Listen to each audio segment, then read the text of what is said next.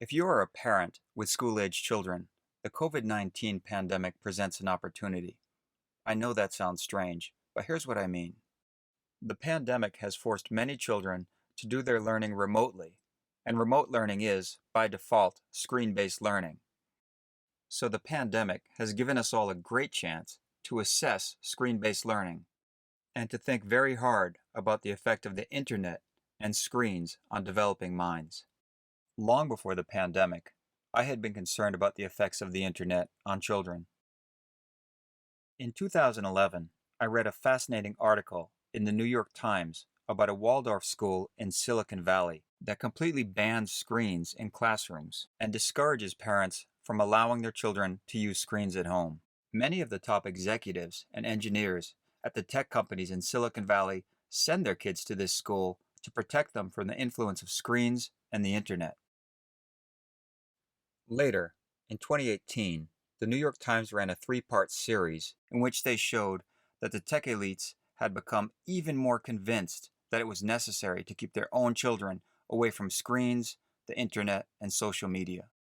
The first article in the series referred to a dark consensus about screens in Silicon Valley. That article featured a comment from Chris Anderson, a former editor of Wired magazine, who compared the internet to crack cocaine.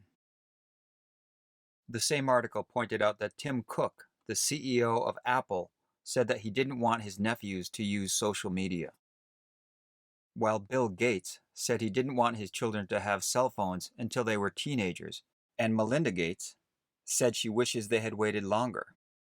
Finally, it noted that Steve Jobs said he didn't want his kids to have iPads. Another article in that series pointed out that the tech elite in Silicon Valley has become so obsessed with keeping screens away from their children that they forbid their nannies from using screens in front of them. And they've even gone as far as hiring spies to spy on their nannies to make sure that they're abiding by this rule. The final article in this series pointed out that the digital revolution is not what we expected it would be. At the start of the digital revolution, it was thought that giving computers to school kids would be a huge advantage, and the best schools would be the ones that could afford to give their kids the most computers. Actually, it turns out that giving kids computers has significant negative impacts on their academic performance, and the best schools are the ones that have the energy and the ability to keep kids off screens at school and ideally at home. And it's become the sad reality that being able to learn without the distraction of screens is something of a luxury enjoyed by the wealthy, while less well-off kids struggle to learn in environments cluttered with digital distractions. In 2011, a tech writer by the name of Nicholas Carr published a book called The Shallows, in which he discussed what the internet is doing to our brains. Carr cited a variety of studies that showed how the internet has a negative effect on learning and focus. Carr cites a study in which researchers divided students into two groups and showed them a presentation. One group was allowed to text freely during the presentation. The other group had to turn their phones off vibrate and put them in their bags. Then they gave the students a quiz on the information that had been in the presentation. They found that the texting group did 30% worse than the non-texting group on the quiz. In another study that Carr mentions, researchers divided students into three groups. One group was allowed to keep their phone on their desk. One group had to put it in their bag or their pocket, and the third group had to leave it in another room. They then gave these students a test which was designed to assess their cognitive capacity. None of the students were allowed to use their phones during the test.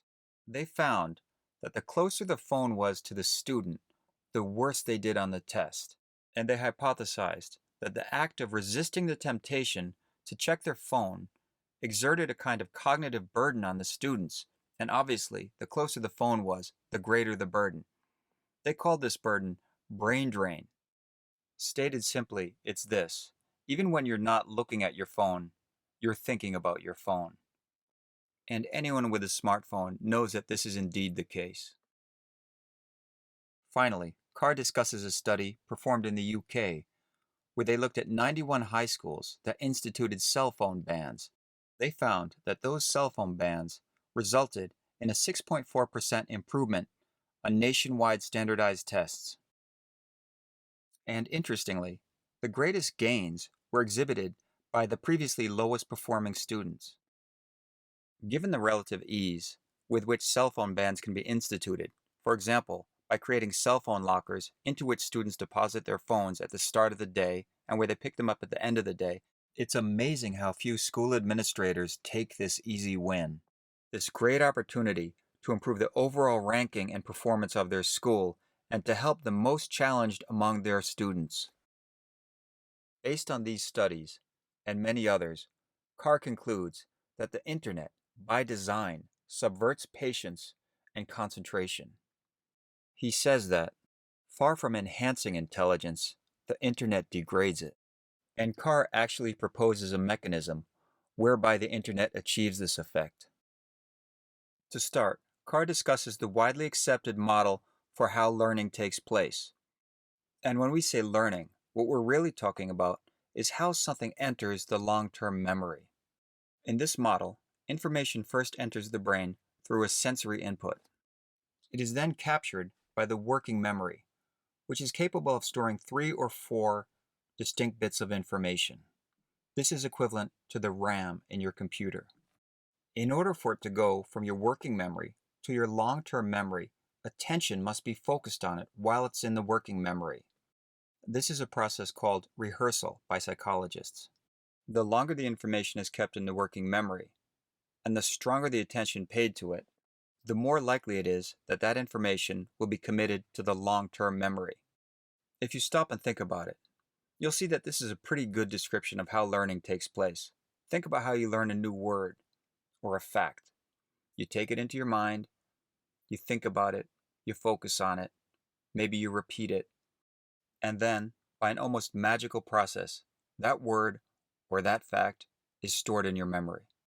Now, according to Carr, the internet disrupts this process in 2 fundamental ways.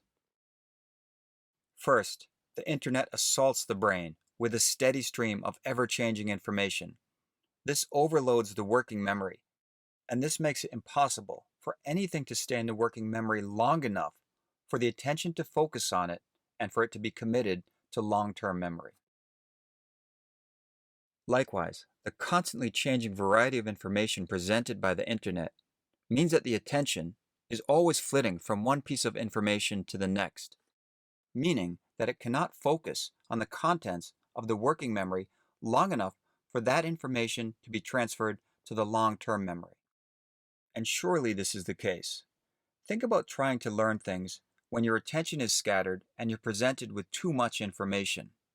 And then think about a time when you learned something very well, perhaps back at school, sitting in the stacks of a library, deeply focused on what you were studying. Which situation is more conducive to real learning? As the world and the classroom becomes ever more cluttered with digital distractions, the future very much belongs to those who can focus in spite of those distractions. At least, that's the theory of Cal Newport, who wrote a fascinating book called Deep Work.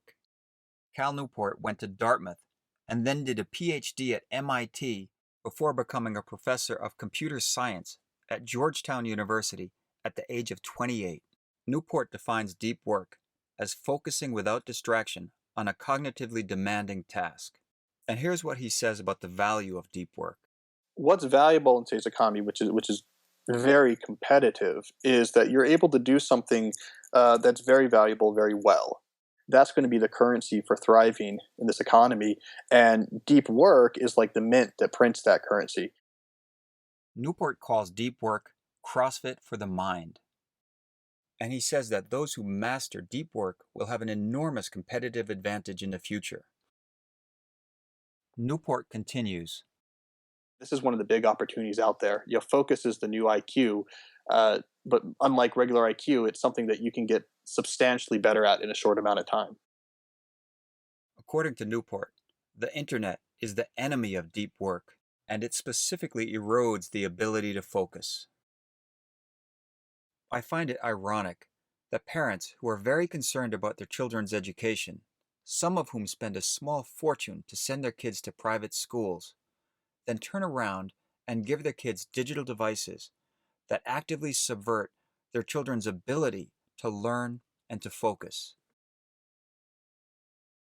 Those same parents are often deeply concerned with maintaining their children's innocence by shielding them from harmful media, and yet they seem unaware of the basic fact that the ability to focus is like innocence.